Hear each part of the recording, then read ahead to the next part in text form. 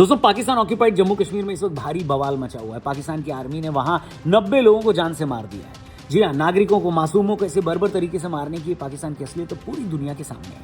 अगर आपको लगता है कि दुनिया में ह्यूमन राइट्स और फ्रीडम ऑफ स्पीच जैसी चीजें सच में सबके लिए बराबर हैं, तो it's time for a major reality check. दोस्तों, अभी हाल ही में पाकिस्तान ऑक्यूपाइड कश्मीर, जिसे हम सही मायनों में पाकिस्तान ऑक्यूपाइड जम्मू कश्मीर कहते हैं, वहां पर जनता में जो हुआ वो सिर्फ एक न्यूज नहीं बल्कि पूरा का पूरा हॉरर शो है। पाकिस्तानी आर्मी ने वहां जो तबाही मचाई है वो किसी बुरे सपने से कम नहीं है। हैरान करने वाली बात यह है कि पूरी दुनिया के जो खुद को ह्यूमन राइट्स का ठेकेदार मानते हैं वो एकदम म्यूट मोड पर चले गए। The Pakistani establishment continues to unleash ruthless force against peaceful civilians in Pakistan occupied Jammu and Kashmir. Pakistan army मुर्दाबाद, पाकिस्तान आर्मी मुर्दाबाद। पाकिस्तान ऑक्यूपाइड जम्मू कश्मीर में हालात पिछले कुछ समय से बहुत खराब चल रहे हैं। वहां के लोग जो दशकों से पाकिस्तानी हुकूमत का अत्याचार सह रहे हैं, अब सड़कों पर आ गए हैं। ज्वाइंट आवामी एक्शन कमेटी जैसे सिविल ग्रुप्स ने अपने हकों, फेयर इलेक्शन और भारी महंगाई के खिलाफ आवाज उठाई है।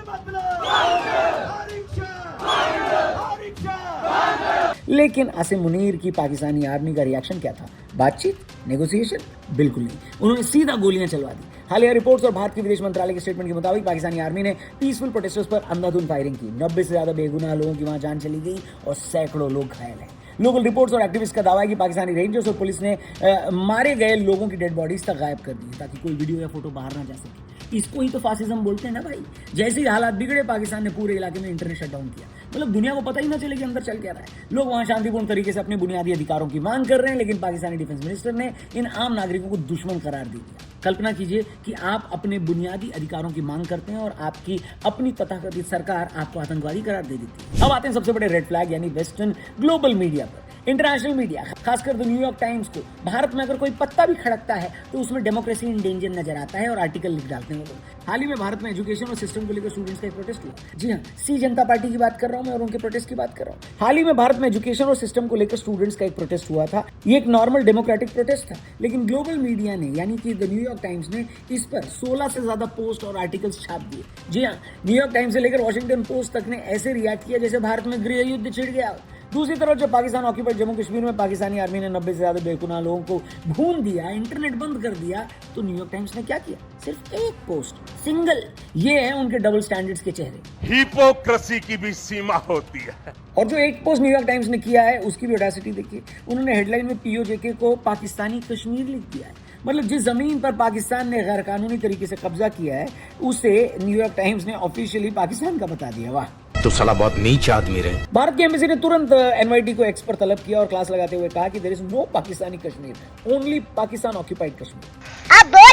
अब western media is basically gaslighting the world. जब बात भारत की आती है तो वो तिल का ताड़ बना देते हैं, लेकिन जब पाकिस्तान लिटरली अपने ही कब्जे वाले लोगों का नरसंहार कर रहा है तो ये लोग I do not see it वाले मीम की तरह आंखें बंद कर लेते हैं। यूएन और ग्लोबल स्टेजेस पर भी एकदम सन्नाटा है। यही सिलेक्टिव आउटरीच एक एंटी इंडिया एजेंडा को हवा देगा। अब सवाल उठता है कि पाकिस्तान की आर्मी अचानक इतनी डेस्परेट क्यों हो गई? इसका जवाब बड़ा सिंपल है, इंटरनल इम्प्लोजन यानी अंदरूनी तबाही। पाकिस्तान इस वक्त हर तरफ से लॉस ले रहा है। इकोनॉमी उनकी खत्म है, लोग भूखे मर रहे हैं। सबसे बड़ी बात, जिन मुजाहिदीन और आतंकियों को उन्होंने भारत के खिलाफ इस्तेमाल करने के लिए पाला था, वो अब पलट कर पाकिस्तानी आर्मी को ही काट रहे हैं। एमईए ने भी साफ कहा कि पाकिस्तान का पाला हुआ सांप अब उन्हें ही डस रहा है। The special assistant of the Prime Minister on political affairs openly admitted that the very mujahideen that Pakistani establishment trained, funded, armed and sent to India have now turned their guns inward, weaponizing themselves against the state. अब जब किसी toxic leadership के पास अपने देश को बचाने का कोई रास्ता नहीं बचता तो क्या करता पता है? वो एक बाहरी दुश्मन क्रिएट करता है। पाकिस्तानी आर्मी इस वक्त डेस्परेटली चाहती है कि भारत के साथ बॉर्डर पर कोई मिलिट्री क्लैश या छोटी मोटी जंग हो जाए, क्योंकि अगर भारत के साथ कोई कॉन्फ्लिक्ट होती है तो पाकिस्तानी आर्मी अपने आवाम को कह सकेगी, देखो देखो देखो भारत हम पर अटैक कर रहे हैं, सारे प्रोटेस्ट बंद करो, देश यानी आर्मी के साथ खड़े हो जाओ।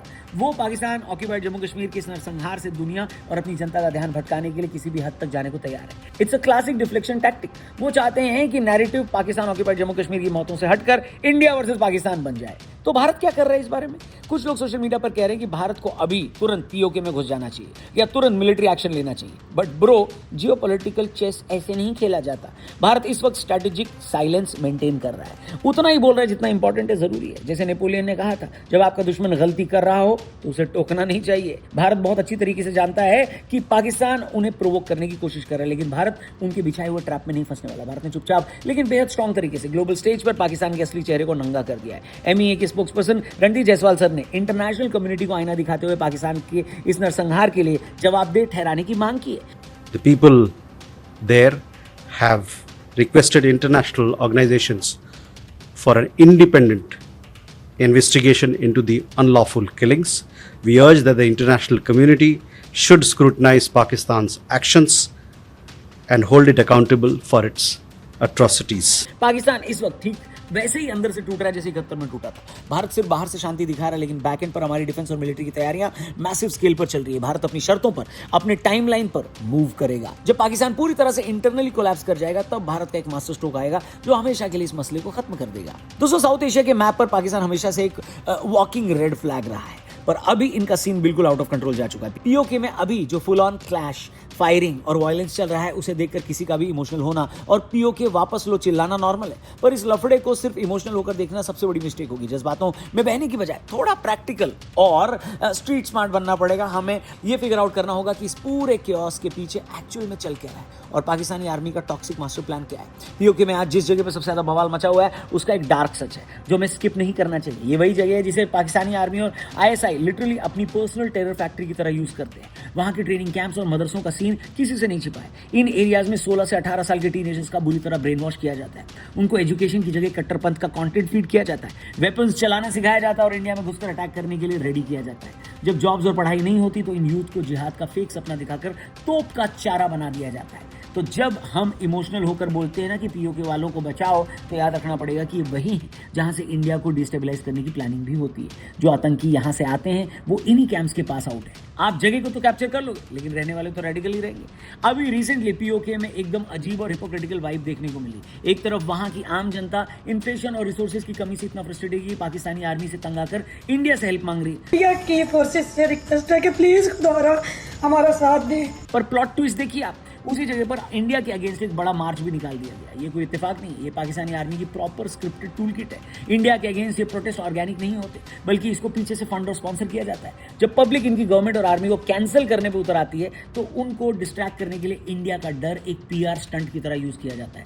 जो पब्लिक सुबह इंडिया को अपना सेवियर मानती है, उन्हीं में से कुछ लोगों को पैसे देकर या डरा धमका कर सड़कों पर उतार दिया जाता है, ताकि दुनिया को गैसलाइट किया जा सके और भारत को दुश्मन बताया जा सके। पर सच तो ये है कि पाकिस्तान इस वक्त इंटरनल और एक्सटर्नल दोनों तरफ से बुरी तरह फ्लॉप है। इस डेस्परेशन में पाकिस्तानी आर्मी चाहती है कि इंडिया कोई रिएक्शन दे या अटैक करे। ये इनकी बहुत बड़ी अटेंशन सीकिंग ट्रिक है। पाकिस्तान की इकोनॉमी इस वक्त टोटली ब्रोकन है और महंगाई इतनी हाई है कि पूछो मत। वहां एक आदमी के लिए बेसिक सर्वाइवल मुश्किल हो गया। लिटरली लोगों के पास रोटी बनाने के लिए आटे का बजट नहीं है। पर इस एक्सट्रीम गरीबी और कंगाली में भी पाकिस्तानी आर्मी का वीआईपी ट्रीटमेंट और फ्लेक्सिंग बिल्कुल कम नहीं है। एक तरफ पब्लिक भूखी मर रही है और दूसरी तरफ गवर्नमेंट ने आर्मी की सैलरी 25% का मैसिव हाइक दिया है। इसके पीछे का लॉजिक बड़ा डार्क है। आर्मी अपने परचेसिंग पावर हाई रखना चाहती ताकि उनके लोग लॉयल रहें। सोचो, जब पूरे देश में भुखमरी होगी और सिर्फ आर्मी के पास पैसा और लग्जरी होगी, तो जॉबलेस और भूखे यूथ मजबूरी में आर्मी या उनके टेरर कैंप से तो ज्वाइन करेंगे। पाकिस्तानी आर्मी बेसिकली एक state with in a state है, जिसको अपनी आम जनता की भूख से ज्यादा अपने बजट और पावर ट्रिप की पड़ी है। इन सारी सिचुएशन को देखकर इंडिया का स्टैंड एकदम क्लियर होना चाहिए।